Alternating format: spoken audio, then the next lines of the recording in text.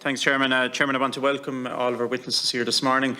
I've been educated over the last few weeks, and on Saturday I spoke with one of the injured mesh women in my own county. She wishes to remain anonymous, but she's here, and her story is one of pain and horror, and not being believed or trusted by our so-called best physicians.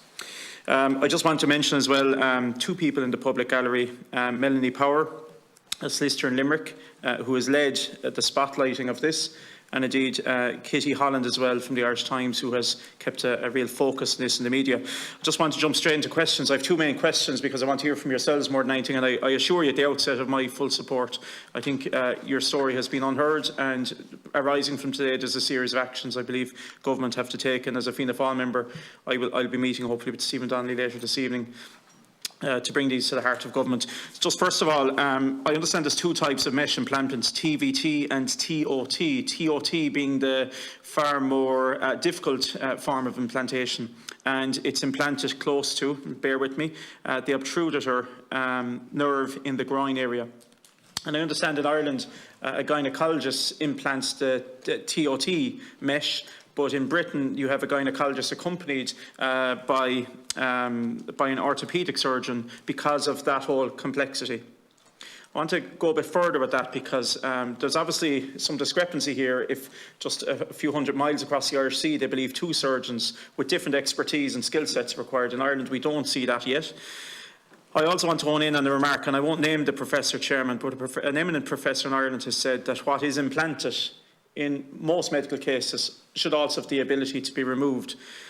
So I want to first of all ask Mary this question. I'll come to you in a moment, but I just want to ask, why is it that we don't have two surgeons in Ireland, and is there anyone dealing with mesh removal in Ireland at the moment, and to what success? And I use the word success very loosely. There's a slight discrepancy in the information. The two surgeons are required in England, mostly are using two surgeons for mesh removal, full mesh removal. The transobturator meshes are implanted through the groin on each side and through the middle. And the problem is that the mesh is sitting in the obturator nerves. If you think of, if somebody has a hamstring injury, it's all that muscle band in your internal thigh that are the nerves going down. You cannot get at those two pieces of tape. So if I had a 30 centimetre tape, I would have 10 centimetres in my groin on one side, 10 centimetres through the middle, and 10 centimetres in the groin on the other side.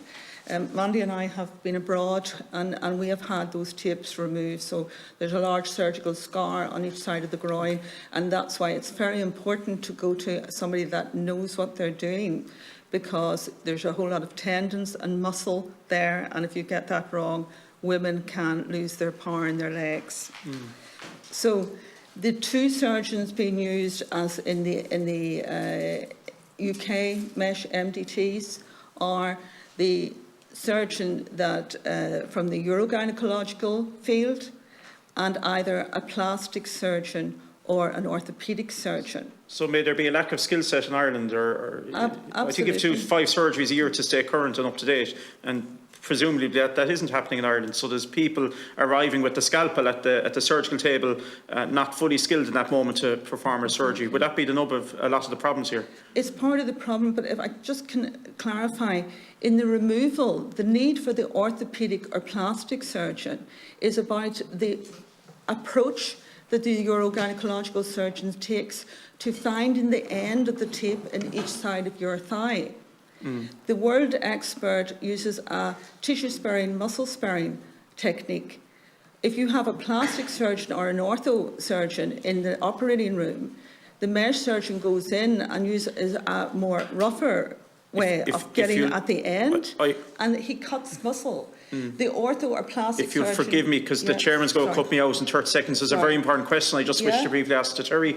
Terry, the thing that really disturbed me was that some of our eminent physicians are saying that this is a problem of the mind. I've heard one patient tell me that it was suggested to him they've augmented pain syndrome, i.e. you're imagining it.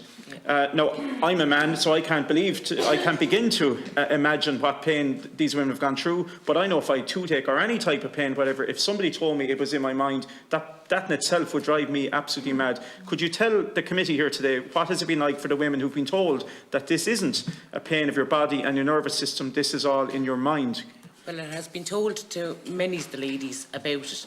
They've been attending doctors, GPs, everything over the years. Some has been put on nerve stimulant drugs and everything, reflecting that it's the problem of your mind. It's not a pain problem. And like that, when it be stressed then that it was, because they simply don't know the solutions to it. It's affecting the effects of this device on all bodies.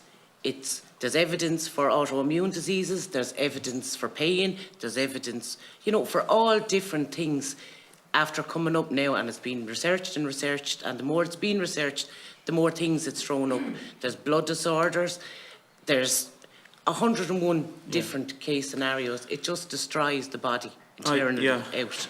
Unfortunately, your time is run out. I just want to say that from destroying your body, losing your walk, any physician, and there's plenty of them watching here this morning, that is not a figment of the imagination. No. That's not something that a woman dreamt overnight and wakes up believing she has that pain. That is very real pain, and I think that needs to be central to our work here, Chairman, that this is real pain, an untold story, and that government and HSE need to appropriately pave a pathway here for these women. Thank you.